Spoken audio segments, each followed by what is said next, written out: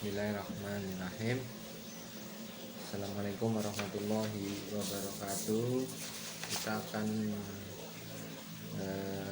sedikit berbagi sharing ya.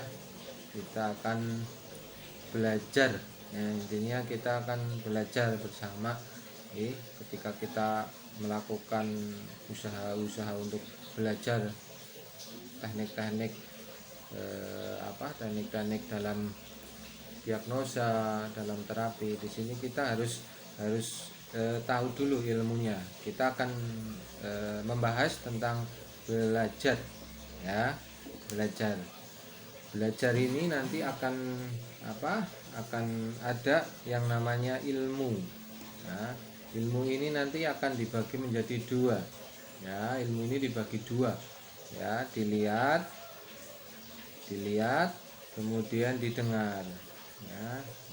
Didengar. Kalau dilihat ini nanti akan ada dilihat dari tulisan atau buku ya. Kemudian didengar ini bisa kita lihat dari atau kita aplikasikan dari seorang guru ya. Kemudian yang pertama adalah ilmu. Nah, kemudian kedua adalah ilmu. Nah, ilmu itu akan menjadi mengilmui ya, mengilmui, kemudian akan timbul rasa ya.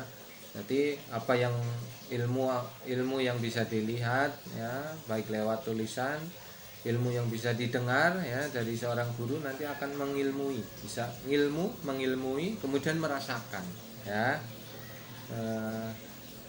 Jadi ketika kita lihat ilmu itu dilihat dengan tulisan, bisa dilihat dengan didengar ya.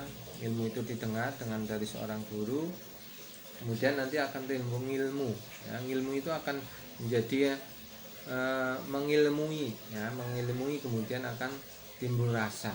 Ketika sudah aplikasinya ini sudah paham, kemudian dari rasa ini akan timbul menjadi ngerti ya.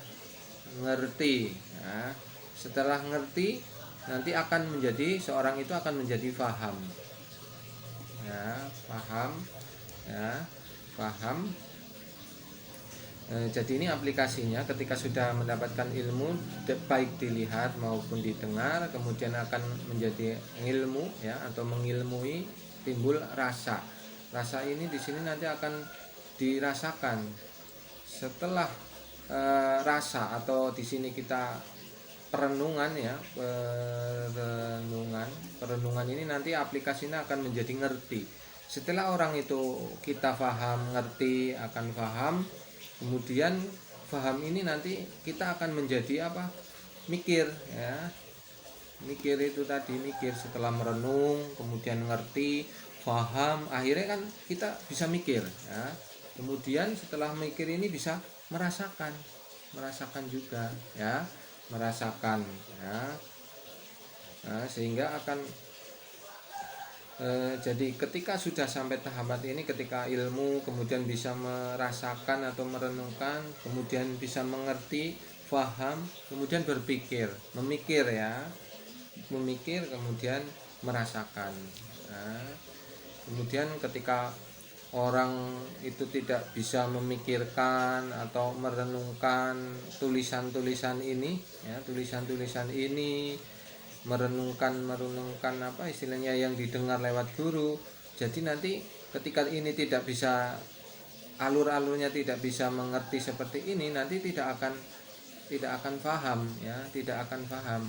Ketika sudah mikir dan merasakan, otomatis ini istilahnya sudah paham apa yang pernah dilihat, apa yang pernah didengar oleh guru, itu pasti akan sudah termikir ya, sudah merasakan, sehingga akan paham ya. Ngerti atau paham ini puncak dimana kita akan paham ya, paham semua dari yang dilihat ya, yang didengar.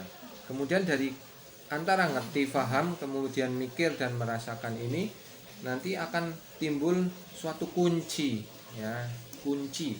Nah, kunci ini sehingga timbul kunci. Ya, kunci ini nanti juga akan mengerucut terhadap kuasa Allah, ya, kuasa Allah. Ketika sudah kuncinya sudah didapat dengan memikir, merasakan, kemudian ini akan timbul kunci, ya, kemudian akan timbul kuasa Allah, ya. Ketika nanti ada sudah kita aplikasinya sudah ke kuasa Allah, ini nanti akan terbuka terbuka hatinya, ya, terbuka hatinya atau terbuka, ya, hati ini sudah terbuka, ya, terbuka.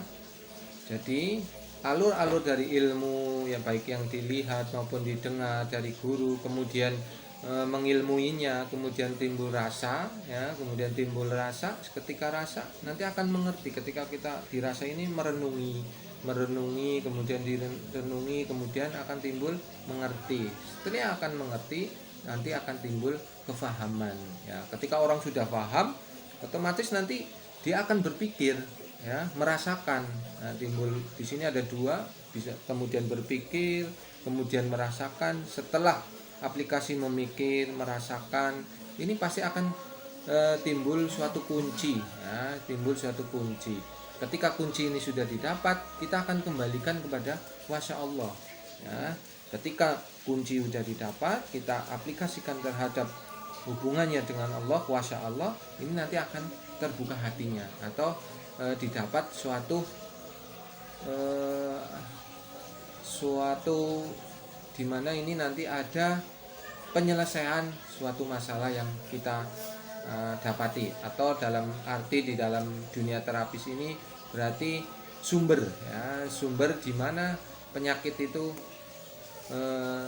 ada atau mulai timbul seperti itu, ya. Mudah-mudahan dengan mulai pelan-pelan belajar ini kita akan paham bagaimana aplikasinya. Seorang belajar itu harus tahu ilmunya dulu. Ketika sudah tahu ilmunya, kemudian dilihat, baik ilmunya itu bisa dilihat, bisa didengar, ya.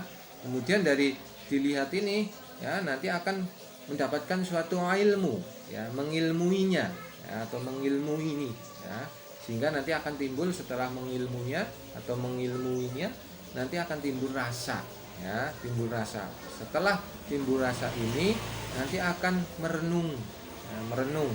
Kemudian dalam renungan ini dipikir, akan mengerti, mengerti, kemudian akan paham, kemudian akan berpikir, merasakan, nanti akan ketemu kuncinya, ya. Demikian, mudah-mudahan